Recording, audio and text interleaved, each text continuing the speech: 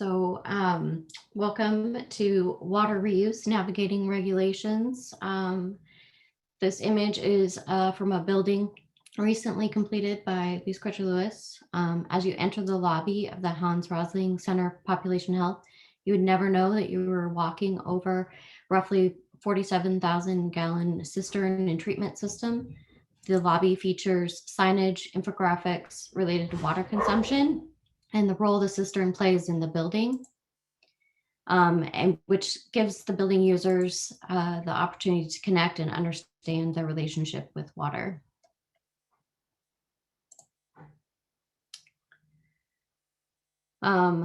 We continue to work through how we can reduce water and our waste of our water resource, keep it clean for the environment, satisfy the human need for water, both physical and mental health.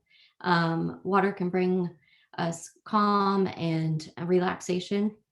So we're happy to have a group of diverse points of view and a panel today to discuss water reuse. We have Ellen Southard, strategic partner with the 2030 district. She's 29 years of experience in the green building industry as the founding member of Cascadia Green Building Council and has been a consultant to many local governments, working with green policy, parks, and open spaces. In 2016, she was named Sustainable Seattle's Community Hero and Stewardship Partner for Hero for Salmon. And her firm, Start Story, has worked with Salmon Safe for 9 years. So we're happy to have her here. It's Steven Hart. He's a certified building official, a licensed journeyman plumber. He's the assistant chief plumbing inspector at Public Health Seattle and King County for the plumbing and gas program. He manages the plumbing gas plan review program. He serves as the chair for the Northwest Washington chapter of the International Association of Plumbing and Mechanical Officials. And and he also is an instructor for IAPMO, providing technical code instruction and industry professionals. He created and developed the plumbing system interactive and innovative hands-on approach of learning drain, waste, and vent design with code instruction and assembly of plumbing systems using scaled DWV. And we also have Shawn Crawford here. He's with Rainwater Management Solutions. He's the National Account Manager from Salem, Virginia, graduated from Virginia Tech and pursued the Bachelor of Science in Wood Science and Forest Products with the emphasis on marketing and manufacturing. He's also has pursued the Master of Forestry and emphasis on implementing lean manufacturing concepts to reduce energy consumption. He joined RMS in the fall of 2014 and became the National Accounts Manager and installed his first rainwater harvesting system for potable water use when he was 11. He's been involved with water harvesting industry for 14 years and has a great understanding of the evolution of what it's come today. He's an ARCSA Accredited Professional and member of Education Committee for that. And then we also have Pat here today. Pat Lando, he's the Executive Director of Recode. It's a nonprofit organization that creates sustainable and equitable solutions for water, sanitation, nutrient recovery systems, and his leadership is internationally collaborative, working together on solutions with regulators, utilities, technical experts, community leaders, legislators, and impacted communities. So he serves on the technical committee for IAPMO, We Stand Plumbing Code, and he's a member of Washington Plumbing Advisory Board, and he also establishing Oregon's panel for water reuse. So we're excited to have all these different people here today. I'll be your host. Today, I'm Juliana Plant with Louise Crutcher Lewis. I'm a senior project manager. And am on the education committee for the 2030 district. So today, our discussion will go through current regulations, codes, and solutions, and we'll discuss resources and future legislation both locally and nationally. Ellen will take us through an overview of the 2030 district's work. We'll have a quick update from our November session with potable water reduction case study. Shawn will go through some of his experience with permitting regulations and installing systems around the country with his equipment solution and for varying regulations. Steven Hart will go through our current King County and Seattle design guidance and information on water reuse systems that meet the public health regulations. And we'll hear from Pat on his work with codes and regulations regionally and nationally for sustainable water systems. And we'll discuss the current proposed legislation for Washington State House Bill 1184. With that, I'll turn it over to Ellen.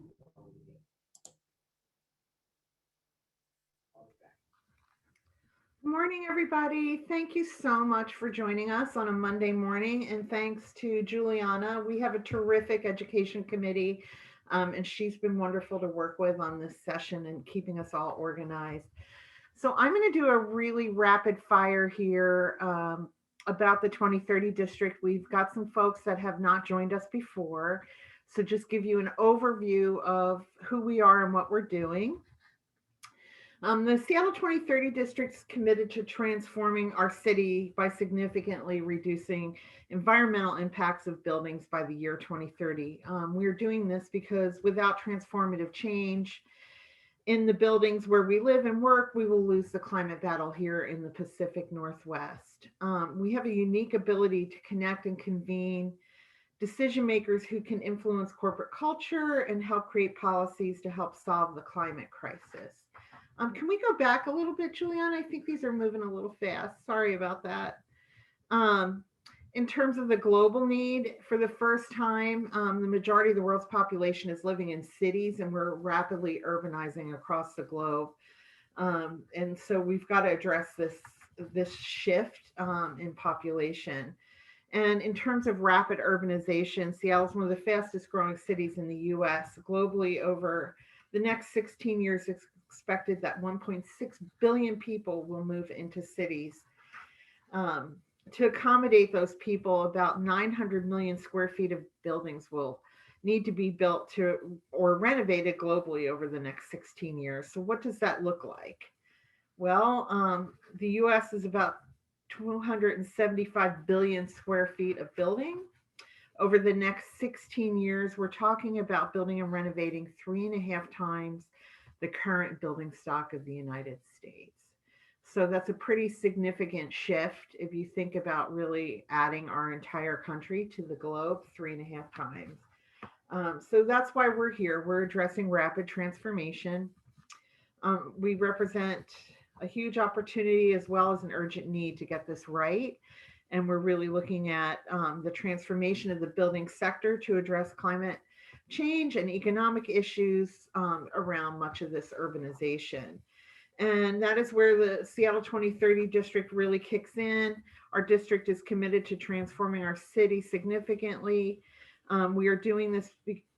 The district has a unique ability to connect and convene decision makers who can influence corporate culture and help create policies to solve the climate crisis. Excuse me, next slide. Okay, great. So we've got some common metrics and targets. And we're looking at this for the, really building a model from the last 25 years. We're looking at opportunities for targets, efficiencies at scale, like sharing energy and heat, and creating a sense of place that people understand how the buildings affect the place. And I would encourage you to continue to join our education sessions, which cover a wide variety of topics besides just focusing in on the buildings, but we do cover transportation, energy, and all spectrums of water use. The 2030 district is a public-private partnership. It's a voluntary program. It's not mandated by any policymakers, although we have a lot of policymakers who are part of our team. Building owners actively participate because it's good business and it makes sense on their return on investment, and a reality that any improvements made in buildings make economic sense in general. Our goal and our shared mission is important when trying to make change on a large scale. If you don't set a goal, you will never achieve it. You can't manage what you don't measure. And so we do look at a lot of data. Our time frame, of course, is 2030, which is not that far away. We're actually in our 10th year. Um, but we may even own assets for that period of time. We know that globally we need to achieve these carbon neutral buildings and high performing buildings by that year, according to climate scientists. We also know it makes, again, great sense economically. So the goal of the 2030 district is to achieve a 50% reduction in energy, water, and transportation emissions by the year 2030, with interim goals leading up to that. And so you can see how we're addressing that in terms of our metrics. For new construction and major renovations, the goal is to get to carbon neutral buildings by the year 2030. The current goal is 80% reduction in energy from the baseline. And as a comparison, that is about 25% better than the current energy code. The goals of the district is not an individual building goal, but really committing to achieving the goal together, and to go above 50% if you are a newer building. But as an older building, you may only be able to achieve a 30% reduction. On average, the district will achieve the 50% goal, which will put us on a path to climate stabilization. And so we convene business leaders, government officials to create policies and incentives that work for both parties to achieve the district goals. We provide education sessions to our property owners and managers on new strategies to achieve those goals, most recently concentrating on how to reopen buildings with occupant health in mind while also improving efficiencies, of course, addressing the COVID challenges. We provide demonstration projects with new technologies. Thanks to our members, we can share product information and address the market much more quickly with those members. We advocate for new policies and incentives. We facilitate conversations amongst building owners to share information. All of our members have agreed to participate in sharing data, and we provide a space for them to share that knowledge. Lastly, we celebrate our members and achievements through case studies. Also at our annual Vision Awards, we give 4 awards to members each year who have showcased exemplary work in energy, water, transportation, and overall leadership. This year, the Vision Awards was reimagined as a virtual event. Hopefully in 2021, we will have some sort of hybrid or be meeting in person. So let's keep our fingers crossed for that everyone's healthy. We have a 2030-2020 progress report. So I would encourage you to check that out on our website. And Ann Inamoto from our team will be putting that in the chat room as well. So you'll be able to grab a link for that. And then lastly, we would not be doing the work we do if it wasn't for some very important foundation funders. Of course, our members help us along the way, and we have donors along the way. This year, we will have a big Give Big campaign, but our stabilizing force in all of this work is Boeing, the Bullitt Foundation, and King County. So we want to thank them, as always, for standing behind us. And if you're not a member, please join us. So I look forward to hearing the panel from here. Thanks so much.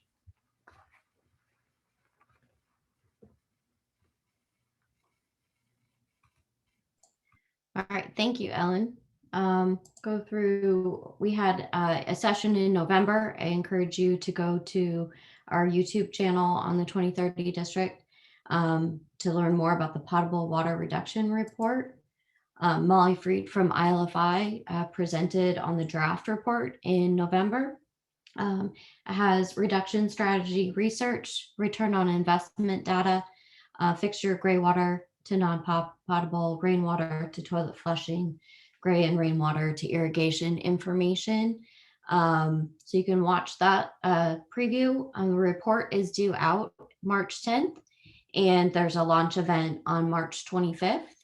And Pat, may want to give a shout out to him. I think his group was part of this study. Next, we'll go into kind of some regulations and information we've seen around the country from Shawn. All righty here. Let me get my video going.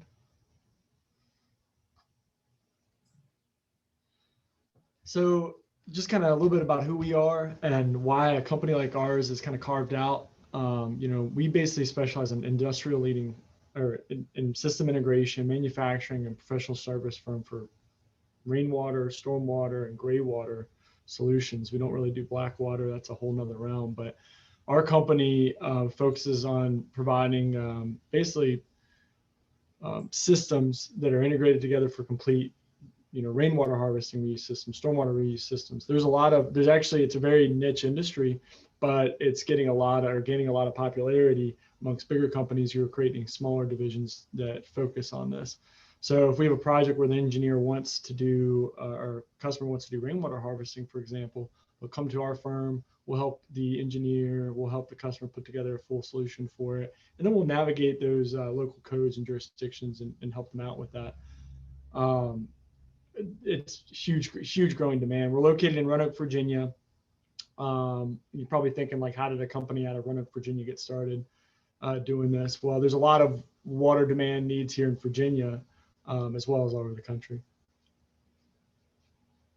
So one of the things I will say too, I got started out doing this because my dad started the company about 25 years ago, putting together barrels in his garage. So it was something that was passed down to me, and I certainly take it to heart. So the big thing that we see when we go out into the industry is we have to define what we're doing and what we're going after for collection and reuse. So I put some definitions on there for everybody.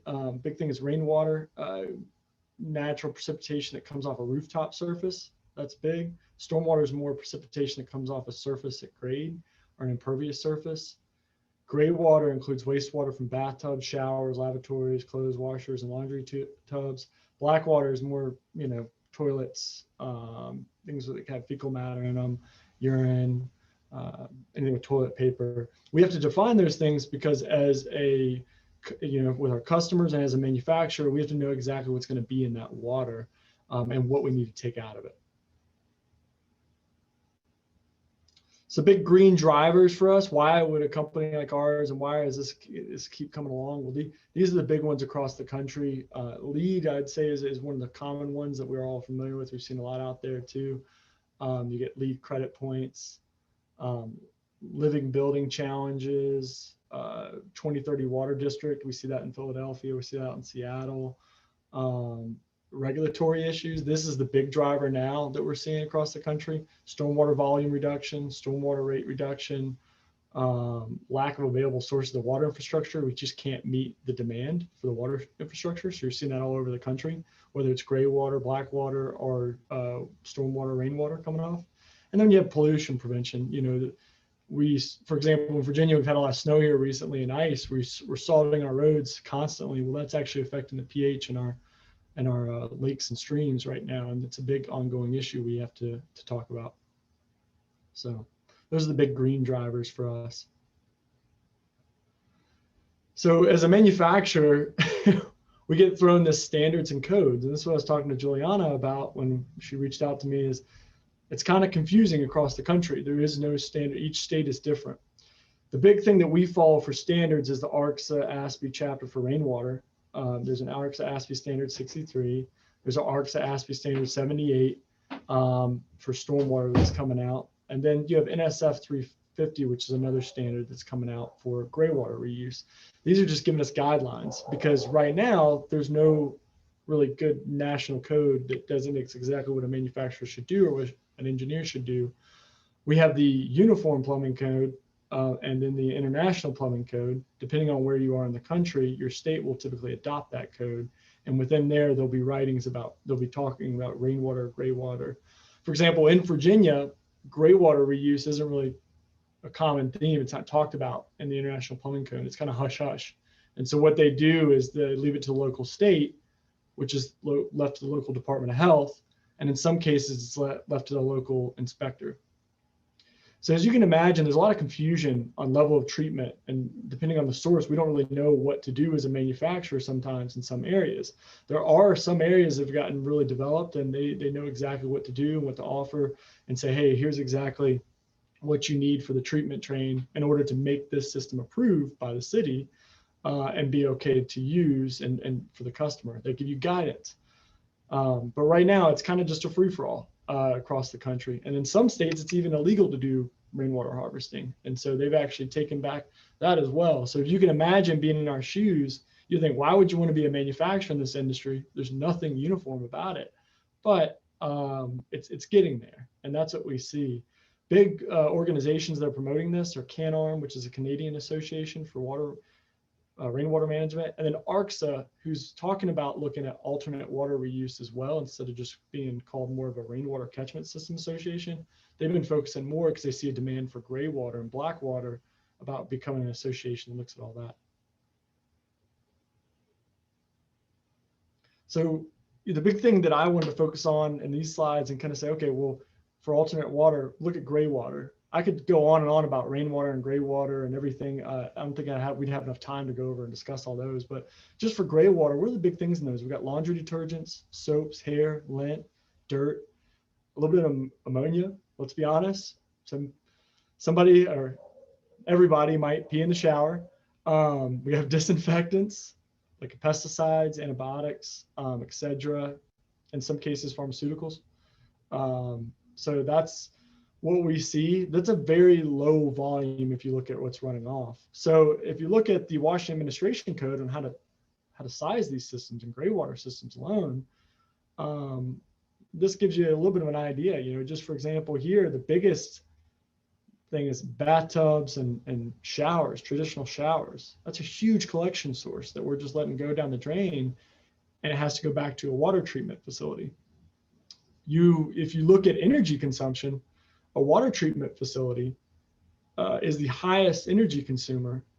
If you look at by industry, they're next to pulp and paper manufacturing facilities as the highest consumers because of the water treatment and the amount of energy it takes to redistribute that water back out. So there's a huge drive there and there's huge waste there that we can capture and reuse right on site.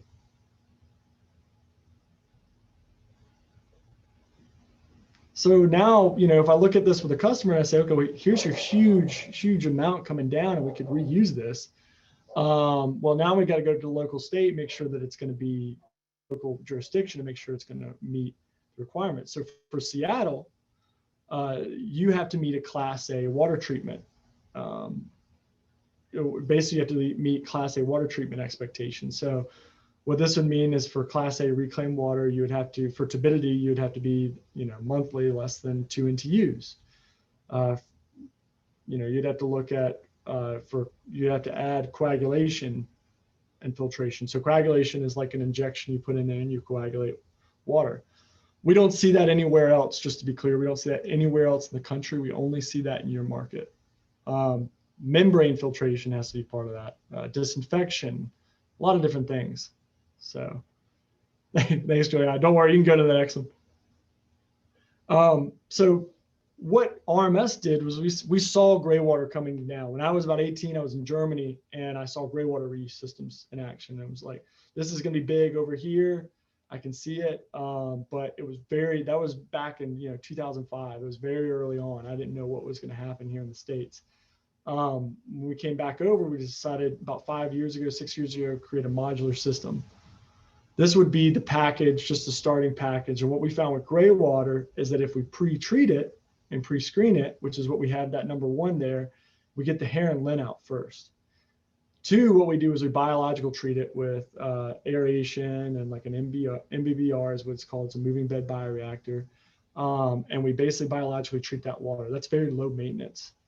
3 was we run that through a series of filtration and disinfection. So we run it through like a backwashing filter, like a micron filter, get debris out. And then we disinfect it with typically UV treatment. And then 4, if the customer wants, we'll do chlorine and dye injection. So that's our typical package system that we sell across the country. Another great feature that we're working on, and we see big in Seattle market, is heat recovery. A lot of people don't think about heat recovery that's coming out of these gray water systems. So manufacturer that we partner up with is Shark. They actually make a heat recovery system that can recover the heat out of our gray water system. It works well with our gray water system because we're okay operating at lower temperatures than most of our competitors there. So for gray water reuse simplified, so that was our complex unit. Hey, I just want to reuse this water for drip irrigation. Well, this is pretty simple. You pre-filter the water, biological treatment again, run it through a small, simple filtration system, and go straight to drip irrigation. This is pretty simple. Low maintenance, low impact, low cost. So I just showed you the treatment expectations, a couple slides before. Now let's say I want to take my system to, the market, and I want to go out to the states. Well, guess what? I'm going to go out to Washington State, and what my typical system, what I thought would work in most areas, well, I got to meet the local jurisdiction. Here's a picture of what I have to do and how complex the system becomes to meet a local jurisdiction and your area. So this is what we would do. This is a typical system you would see in the Seattle market. And this is a system we actually have done recently. And you can kind of see the level of complexity that goes into it, the series of filtration that goes into it. That's what's required of us as a manufacturer to tell the engineers in order to get the system approved and to meet all that Class A water treatment. So at least we have an idea of where we're going, but it just gives you an idea of the level of complexity. A rule of thumb in our industry for water reuse, the more complex the system is, the harder it is to maintain. So simplicity is really what you want to go for while maintaining good water quality. High maintenance systems tend to struggle. So that's where we're trying this. We have this constant struggle of trying to keep systems simple. I wanted to send some resources out for everybody if you want to take a print screen of that or see the recording of it. There's a lot of good information out there for alternate water systems and for gray water reuse. EPA is very general. They provide some good information. For the local market, for your market, for King County, my hat's off to Steve Hart and their crew. They've actually created some guidelines for you all, which is leaps and bounds ahead of what you would see at other local jurisdictions and other states. NSF 350. NSF 350 is really just all about water quality. They want to see what the water quality is going to be at the end of the gray water reuse system. They don't really care about maintenance. So you could have a system that needs to be serviced 3 times a week, but if it meets that water quality requirements, it can meet NSF 350 compliance. And then there's another good one called the San Francisco Public Utilities Guidebook. They break out the different rainwater, gray water, the expectations for water treatment in different areas for all those different factors, and say, okay, well, we know that rainwater doesn't require this level of filtration, so we require this. So I kind of ran through that really quick because I only have 15 minutes, but if anybody has any other questions or just needs anything at all, there's my contact information. Reach out. I'll be happy to send whatever I have over to you and answer your questions.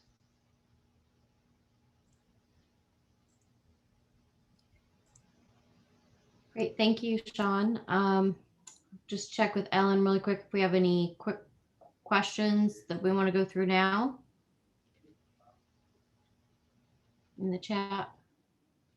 Yeah, there's one I see from Deborah. She was just asking about the GrayWorks system, if that's been installed. The system that I showed you, one of the slides, a really complex system that was actually installed at the Bullitt Center. And that's being renovated now. Actually, they're redoing the gray water system with our system and installing that now as we speak. And so they should be done with that in the next month or 2. Great. Thank you. And we'll definitely have more time for questions at the end. We're going to transition to Steve Hart. As Shawn mentioned, he's done a great job putting together guidelines and information and is a super resource for for everybody as we're navigating through putting these systems in, and really has everybody's health in mind, which is important. That's why it runs through the public health entity. It doesn't do greywater and rainwater reuse doesn't do that everywhere else in the country. Some places run through public health system, some it's just building inspectors. So that's kind of what we're looking at nationwide versus here locally, our approach and how we're going about it. So Steve, are you ready to go? I am. All right, great. Well, good morning, everybody. This is Steve Hart, Assistant Chief Plumbing Inspector, Public Health, Seattle, King County. And over the last few months, we've had some requirements placed on our website that have always kind of been in the format of what we've been reviewing over the past 4 years. However, in the year of 2020, we did a very good job of connecting with the industry. And in 2019 as well, to try to get to what we would consider an agreed upon grouping of design guidance for water reuse systems. Now, those water reuse systems, after quite a long spell of wrangling of going back and forth with these different groups here in the city of Seattle, which included the Seattle chapters of PHCC, ASHRAE, MCA, ASPE, a handful of engineering groups, and a handful of contractors, we all agreed that we could settle on a set of documents of minimums and maximums. So in the design guidance for greywater and rainwater in Schedule A, we created a document that basically says we won't accept anything less than the guidance we're asking you to submit. And the industry basically said, well, we don't want to give you any more because it's overreach. And so we pretty much agreed the minimum and the maximum with exception to the nuances that happen within a review. So what you see here now on the right-hand side of the screen is actually Schedule A. Now, Schedule A, what you're going to discover is each of the areas that are blue have a hyperlink, which will take you to design guidance. And if you don't find your design guidance within the document where it says click here highlighted in yellow, that will bring you to a special list of special occupancies that are not 3 stories or more. Now, the charging section of this, or the scoping section of this document, states in the very top portion of it, it says Schedule A applies to all buildings 3 or more stories more required to obtain a full plumbing plan review. Buildings by specific use, occupancy, and use, regardless of height or number of floors, requiring a full review. Well, that's when you go into the area that's highlighted in yellow, you click on that, and it'll take you to an area that just basically says, it doesn't matter what the size of your building is, single story or multi-story. If you have a system being designed in here that's rainwater or greywater, you're required to get a full plan review.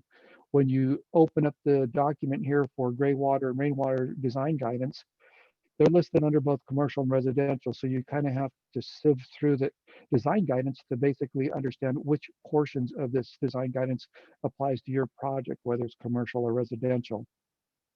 And it goes on down in each area under each column to talk about different requirements, from potable rainwater to non-potable rainwater, and all the way down to rainwater affidavits. That includes greywater affidavits. Now, rainwater affidavits only apply to sole source systems. They do not apply to supplemental or alternate. And the greywater systems for reuse apply to alternate, supplement, or however you're going to use it as a distribution, non-potable use in a building. And those affidavits are basically under 3 categories: the designer, the installer, and the building owner. All 3 documents have to be recorded against the property, against the deed, before a final for the project will be given. And basically, it's our way in the greywater category to say that public health is now stepping aside from your greywater system and passing the responsibility of the system onto you. You're now personally responsible for anything that happens going forward. That's also true for rainwater, but it's only for sole source systems. And typically, as of today, other than bullet building, only single family homes have been under that umbrella of sole source and required to file affidavits across the board. Now, again, in the left-hand column, we have some bullet points here. Again, Schedule A tells us all about the design guidance, and those are listed on our website. You can find them at www.kingcounty.gov/plumbing, as shown in the lower left portion of the screen. You'll also find in there, of course, the greywater design guidance, the rainwater design guidance, and like I said, the potable rainwater, the non-potable rainwater, and the affidavits. All of these are important and they're part of the process as we move forward into getting to a more acceptable way of having conversations with those that are in the industry or those that are in the outside portion of the industry of regulation and policy, to all be partners in identifying systems or situations that are maybe a little bit one-off or a gray area that is in our design guidance, and we encourage you to inform us when you find those. Currently, there is a section in there that was pointed out the other day where it talks about affidavits being required for sole source, supplemental, and alternate. that doesn't apply to everything. It's sole source rainwater, but it does apply to gray water. Next slide. So, of course, some things that were out of our control, but are kind of under our umbrella today. If you go to WAC 51-56, you'll find some amendments to the 2018 Uniform Plumbing Code. Well, those WAC amendments are very specific, and they basically say that if you're going to use Chapter 15 for alternate water or Chapter 16 for rainwater out of the Uniform Plumbing Code, you must also incorporate those rules that are within the Washington Administrative Code regarding gray water and rainwater. And part of that is in the last bullet point where it talks about subsurface irrigation for gray water. You can see respectively tier 1, 2, and 3, which is WAC 246, 274, 100, 200, and 300. These are either gravity types of subsurface irrigation or pressure assist irrigation, as in tier 2 and 3. Next slide. So Shawn was very accurate commenting earlier about our requirements for what we consider a safe operating system within a state. And one of the things that is typically a pushback from those who want these systems installed, from developers, owners, to designers, to those who are trying to make a difference in our state by being conscious of the fact that water can be not sustainable if we continue to not use it correctly. And we're fast approaching on as cities build out and different uses for water are there. What we wouldn't want to see is water to become a commodity, in which if we don't find ways to conserve it, it just might end up there in the long run. But when we're talking about a government and we're looking at this from the point of view, who's going to be responsible for these systems and how much responsibility should they be subject to? Well, Shawn was very open about discussing our rules for treatment of gray water, and we do require disinfection and filtration, just like pretty much anywhere you'd find across the country, and oxidation. But like as stated, you will not find coagulation. Now, when you group all of these requirements together, what you end up doing is having a mini wastewater treatment center. And if you design one with more bell and whistles than the average system, it could lead to a point where it might actually be not a return on investment, even though you're reusing the water as non-potable. I've been informed of that. I've been told that, but as a government agency, we have to look at it from our point of view. If hundreds or maybe thousands of these are installed, and there are not some very strict regulations to oversight gray water systems that have been abandoned, altered, unpermitted, revised, added to, or in the event of just basically for prolonged periods of time not maintained, those systems can cause and create an issue to the downstream user. And that's something we have to look at under the umbrella of public health. So this is one of the reasons why we talk about having the requirement for non-potable annual cross-connection control test. And this is a very expensive test. And right now we're not completely finished with it. We're not sure if we're going to ask it to be done once a year or every 4 years or something in between. But we're definitely going to have something in the future where once a system like this is installed, you will be required to every annual period of time that we can agree with in the industry to allow us to have a ability to say, is your system still as safe as it was the day it was installed? And that's coming. It's not here, but look for it in the future. And that's pretty much where the direction of the safety of the system is going. Next slide.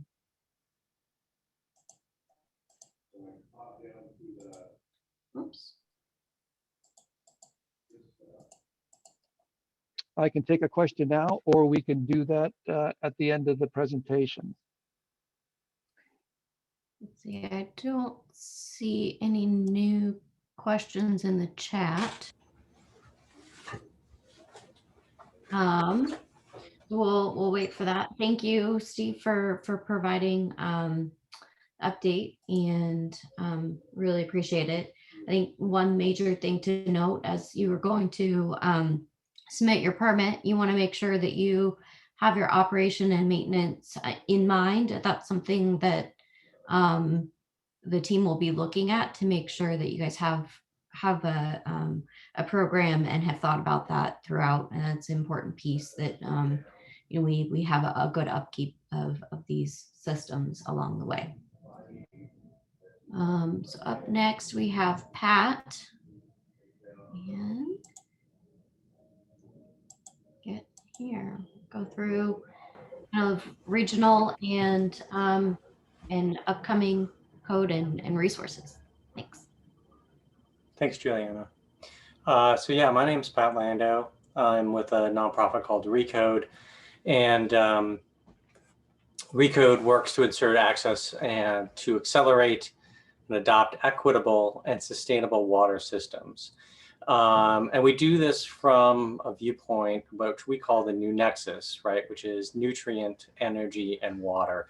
So it's looking at the combination, how these three things interact: the energy that moves water and treats it, the nutrients that are in water, and how taking nutrients and how much energy we use to reclaim that or put that back in for food systems and or treatments, and how those interact. And we do all of this work in code, policy, rules and regulations through impact community members lens. We typically like to hire these people as consultants. If you want to just go back one slide, that would be great, Juliana, in order to create these codes. So this is kind of a nutrient cycle, how it would look, something for a district scale. So we're trying to reclaim and use energy within its own watershed, including the nutrients and the energy to move water around. We talked about reclaiming heat from water earlier. So all of those things are sort of in our purview. If we go to the next slide then. What I'm going to do is kind of step you through from the local level all the way up to the international level, the work that we've been doing. And we've touched on a lot of these things in this hour already. So one of the things we've been doing is looking at water reuse rules locally. So we've created a water reuse permit map, and I have the link in the QR code there. And it's essentially its own standalone website where you can go in and look up via an address your local codes on water reuse, water and nutrient reuse.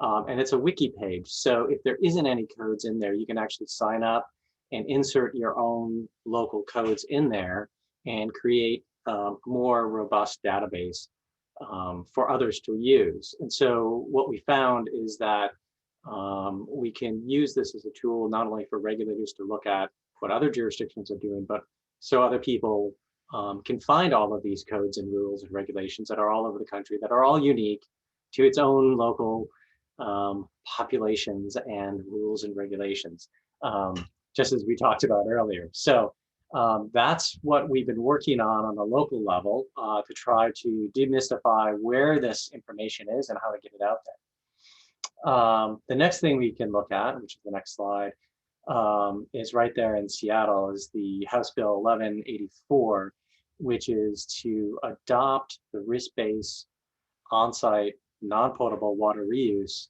framework that the National Blue Ribbon Commission came up with. So that came out of Paula Kehoe's work. She was chair. She's with San Francisco Public Utility, and she chaired it with 13 other states, Washington being one of those. And it's a new rule. So instead of the rules that we've been talking about today, which have been prescriptive, right? You shall do disinfection, you shall do coagulation, you shall do all of these things in a treatment train. This particular set of rules and regulation is to try to make a national standard that's performance-based. So, and it's associated with risk. So if you are collecting rainwater, for example, which has a low risk for public health, right? There's not a lot of things in it that can make you sick. And you want to use it for toilet flushing, again, not something that is high risk in public use, then the treatment level that you would need to treat it to would be low. On the other hand, if you were taking sewage and you wanted to use it for volatilized or pop-up irrigation, those are two high risk uses and sources, and so you'd have a higher level of treatment. What this will do is reduce the confusion because you're creating a national standard. You're also looking at systems that have continual monitoring. You also have the ability to not have a prescriptive treatment train, so you could use things like wetlands, right? Or living machines or other technology that we may not even have at our capacity right now to meet these levels for projects, either for just a commercial building or maybe a district scale or even a new wastewater facility.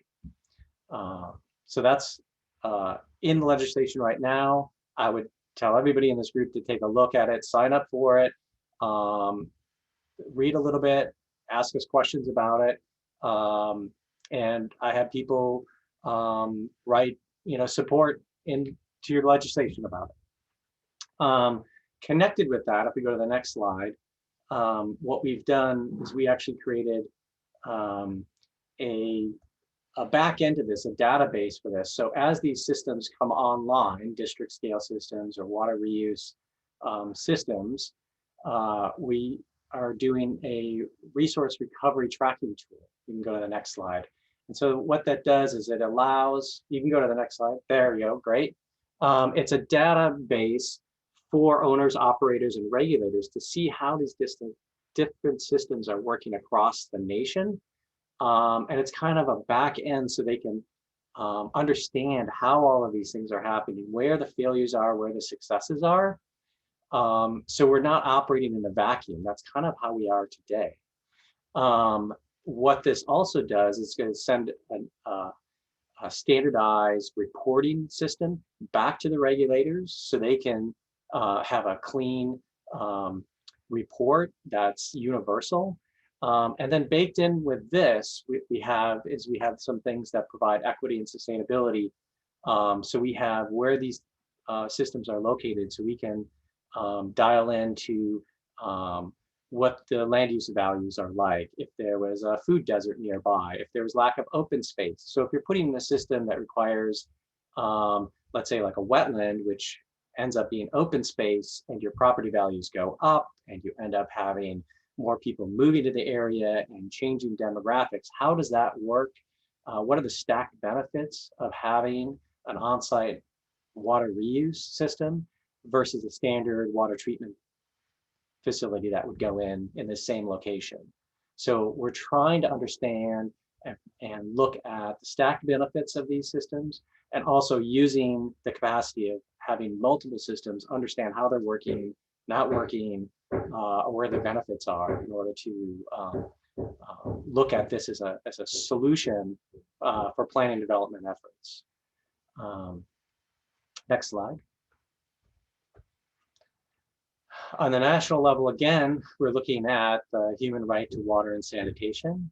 Right now, because of COVID, we've been working with a moratorium on water shutoffs for affordability.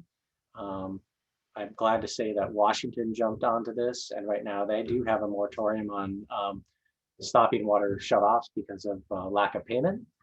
And that right now is does not have an end, an end date. And so we'd like to have that permanent. We're also looking at shifting water as a human right, and looking at it as a function of our health system instead of just a utility. We're also working with the EPA on their water use action plan, so that's a pretty big deal. And then our next slide, we've been working on taking urine as a source material, so differently collecting it from either waterless urinals or direct containment, and what the code rules and regulations are to use it as a beneficial use. And in this case, we're looking specifically for using it as an agricultural product. And so we're on this pathway. We have this big group that's about 100 people working on that. And then the next slide, we've been doing quite a bit of work with the We Stand, the IATMO We Stand code. So that's the water efficiency and sanitation standard. And in particular, in that code, especially the new codes that are coming out of that, I would encourage everybody to look at section 403, which has to do with composting toilets and urine diversion, is going to be proposed into the full standard code in 2024. Also, there's new code development that's coming out right now. It'll be in the 2021 code version of the We Stand that has new standards on rainwater reuse and greywater reuse. And in particular, the one that I'm really excited about, we actually did some work on a potable rainwater system. So it has rules and regulations that some jurisdictions adopt and some don't. We just had a project in Portland here who used it to, through alternative means and methods, in order to demonstrate that this was how they were going to, even though the city didn't have those rules in place, they used those as their guidelines and alternative rules and methods. And then lastly, we've been working with a lot of impacted communities, and they bring up things when we're writing rules and regulations that we may not think about. And one of those things was standardizing water terms. And on the next page, you can see that some of the things that they came up with were, it really came out of the term black water, and how that's a colloquial, and it's also, it's not equitable.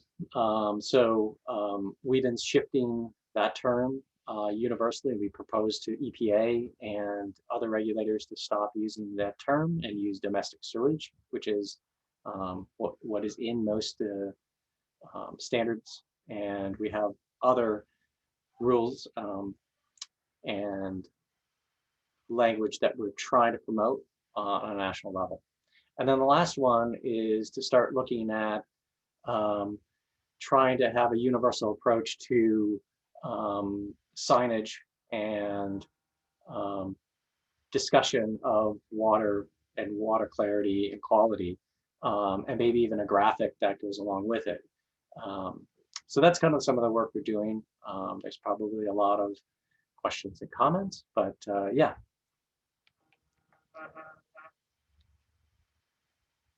Questions? Love to talk about it more. I could Thank go you on very and much. on. We did have one question kind of early on. It said, to ensure that the system meets performance standard, is there proposed requirement for annual testing? So I think that was looking at maybe some of your early Yeah, slides. so it could have been talking about the on-site non-potable water reuse, the Blue Ribbon Commission's work. So typically those systems, what happens is that there's continuum monitoring that happens. And again, it's not a one size fits all. It looks at, it would be the, I don't know what side you're on. It's a right fit treatment for the water. So if you have something like again, like a rainwater to toilet flushing, your requirements for testing and for submitting that documentation, one is up to the local jurisdiction, but the national platform that we're trying to get adopted, they have recommendations, and again, theirs is depending on the risk to public health and not necessarily sort of one size fits all.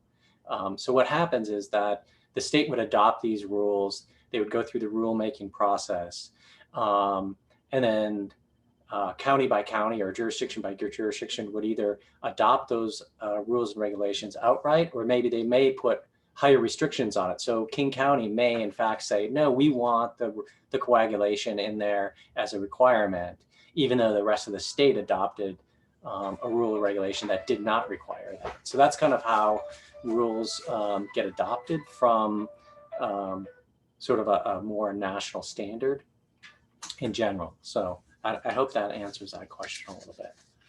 Oh, yeah, it was something I think that Steve pointed out. Just testing, and it's something I think that's required, for well water and other items. So it makes sense that would apply as well. Yeah, so I did sit on the state plumbing code when we were looking to adopt the national UPC standards. And it's one of those things that as those come in, a lot of that stuff defers to the Department of Health's rules. And Department of Health then goes through their process looking at the risk to public health. And then from there, then they talk to the plumbing trades, so on and so forth. So it's a quite long process. Perfect. We have a lot of thank yous for all of the speakers today, the efforts that you guys have put together. And it looks like we're getting close on time. The only other question was for Steve here, asking if King County formally adopted the DOH greywater reuse for irrigation. And in the past, it's not been permittable locally. I don't know if we have an update on that from Steve Hart. Right. So what they're talking about is subsurface irrigation for greywater, which can be a tier 1, which is gravity, or a tier 2 and 3, which is pressure assisted. Those type of systems, you're correct in we still have not adopted them as a permitted allowance, with the exception that, which is now going to be coming up on March 15th for the city of Seattle, and for the rest of the state already. And that is, if you look in chapter 15, what you'll discover is that very amended section is stating that all of the public health, all of the Department of Health rules apply, meaning that WAC is incorporated into the provisions of chapter 15.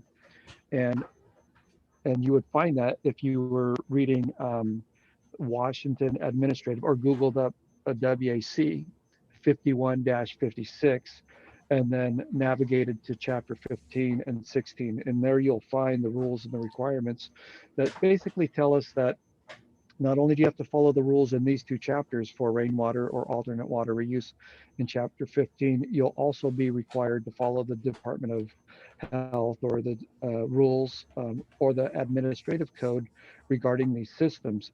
So you may come in and you may get them permitted now, but the rules that you'll have to follow are those that are within the code itself in chapter 15, and incidentally, which are not amended any longer, as well as those that are in the administrative code.